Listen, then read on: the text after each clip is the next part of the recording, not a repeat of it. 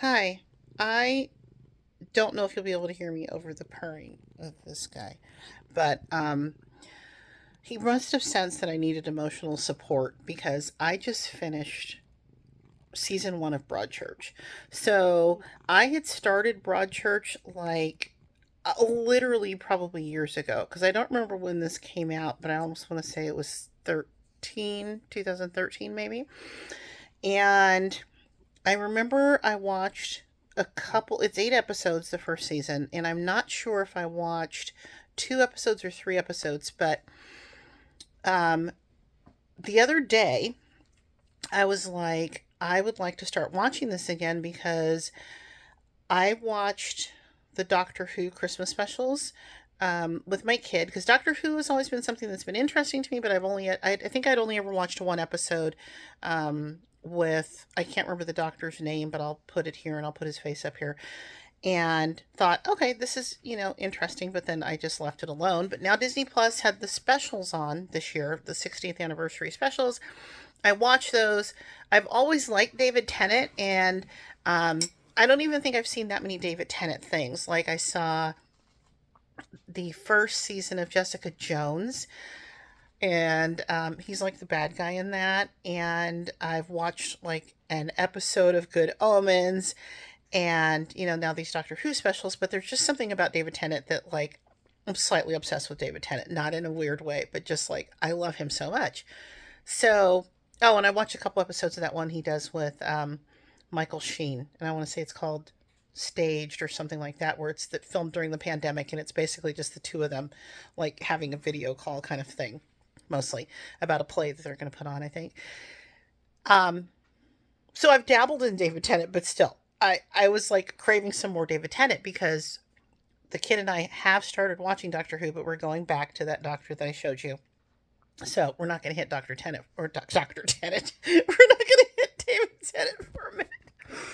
Anyway, so I wound up watching the rest of Broadchurch. Like I remembered enough about it that like between the recaps, like the recap that comes on at the beginning of the episode, I was able to kind of like just go back to where, you know, come in where I'd started, not have to start from the beginning again. Because at the time, the only reason I didn't finish it, it's not because it wasn't good. It's like it's intense and heavy, and I'm a Hallmark girl, and I like fluffy and light and stuff. And Broadchurch is anything but. Okay, so this show. Let me just start with the last episode, with episode 8 of season 1. That was one of the most riveting, intense, um, well acted episodes of TV that I've ever seen in my entire life. I literally the whole time was just like, I was like so tense that I'm like, this is not even good for my blood pressure right now. I shouldn't even be drinking coffee because this is so intense.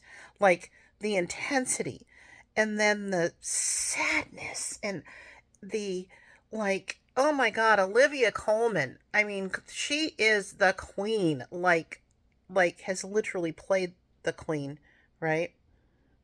The Crown, I think, which I haven't watched, and I'm sure she's been the queen in something else that I haven't seen, but I love her.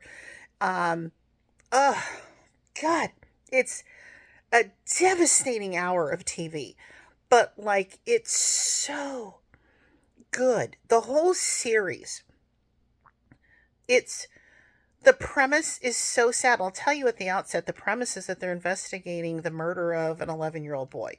So, like, if you are a Hallmark person, your first thing is like, that sounds terrible. Why would I watch that?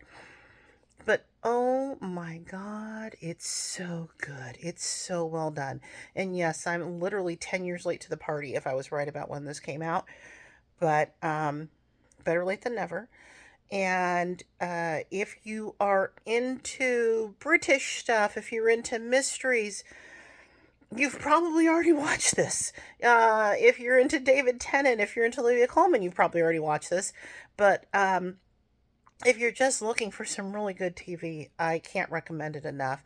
And I believe that it is on. I have too many channels, but it's either on BritBox or on PBS Masterpiece. I think it's BritBox. I will confirm that. And it's well worth either getting yourself a free trial if you don't have BritBox. But again, if you're any of those people that I was just talking about, then you probably do have BritBox if you'd be watching the British mysteries and stuff. Um, it'd be worth to get the free trial to that or PBS Masterpiece wherever it is. So I just had to talk about it because I was literally sitting here like riveted for the last hour, and um, yeah, I didn't want to have to. I didn't really wasn't planning to make a video today because I look like this, but well, I often look like this when I do the video, so but I could have at least tried to comb my hair a little bit better.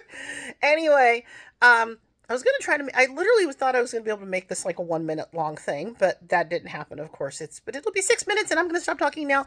Thanks for listening. If you're here on YouTube and you're watching it, then if you want to hit like and subscribe and stuff, it makes my life. So anyway, okay, thank you. Bye.